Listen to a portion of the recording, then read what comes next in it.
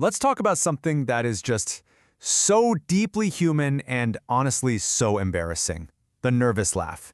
You know that exact moment, right, when your body completely betrays you and you find yourself laughing at the absolute worst possible time? Like, has this ever happened to you? Someone tells you something genuinely awful, some really bad news, and this giggle just bubbles up out of nowhere. You're trying to shove it back down, but it's too late. It's just mortifying. Or what about this one? You're in a really serious, maybe even heated argument with someone you love, and a little smile, or even a chuckle, just slips out. It's literally the last thing on earth you wanted to do. And then, of course, comes the worst part. That feeling afterward. That pit in your stomach when you just replay it in your head thinking, what is wrong with me? Why on earth would I do that? Well, I need you to hear this loud and clear. You're not broken. There's nothing wrong with you. Actually, what you experienced was your brain, in its own kind of weird way, trying to protect you. So let's dive into what's really happening here.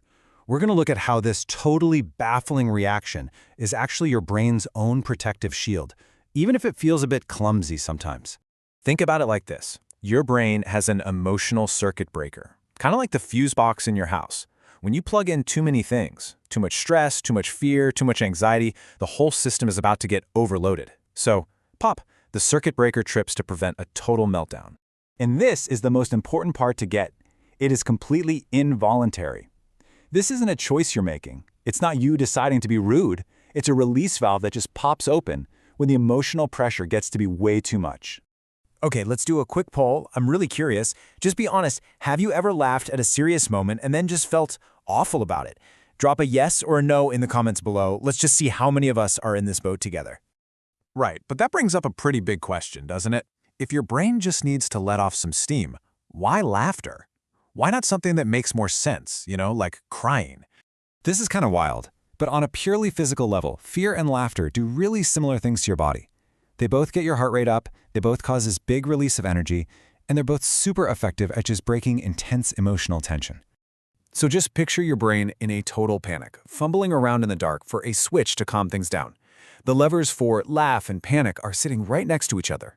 In that moment of complete overload, your brain just grabs the quickest, easiest one it can find to release the pressure, even if it's the absolute wrong one for the situation. And this leads us to a really fascinating idea, something called the empathy paradox. What if that nervous laugh isn't a sign that you care too little, but is actually a sign that you care too much? Yeah, so far from being a sign that you're cold or disconnected, this reaction is often found in people who are highly empathetic. People who feel things so deeply, so intensely, that it actually becomes physically overwhelming. The emotional signal is just too strong for the system to handle. I really love this quote. It sums it up perfectly. The laugh isn't a message you're sending to other people. It's an internal shield your brain puts up to protect you from the sheer force of your own feelings. So let's flip the script for a second. Have you ever been on the other side of this? Maybe you saw someone laugh at a strange time and immediately thought they were being rude or disrespectful. Just type I have or I haven't. There's no judgment here, because it's such a common misunderstanding. All right, so now we get to the most important part of all of this.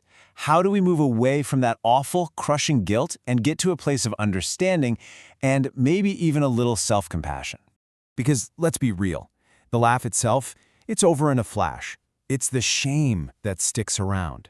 The embarrassment, the replaying it over and over, that's the part that really hurts. And that's what we need to work on. So what can you actually do in that moment? Because trying to fight it is like trying to hold back a sneeze. It just makes it worse. Instead, try this super simple 3-step guide. First, just acknowledge it. Don't judge it, just notice it happened. Second, take one slow, deep breath. And third, ground yourself. Touch the table, feel your feet on the floor, anything solid to pull you back into the present.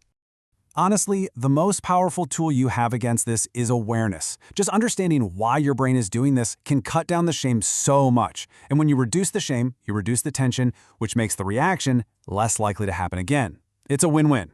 Okay, one last check-in with everyone. Let's make this real. Which one of these sounds most like you? Is nervous laughter something A, that you experience yourself, B, that you've noticed in a friend, or C, that you totally misunderstood before watching this? Just pop an A, B, or C in the comments. It really helps to see we're not alone in this stuff. So, if you take away just one thing today, please let it be this. The next time it happens to you, or you see it happen to someone else, try to remember this quote. Your brain isn't being rude, it's being resourceful. It's just using the tools it has to survive a moment that feels completely overwhelming.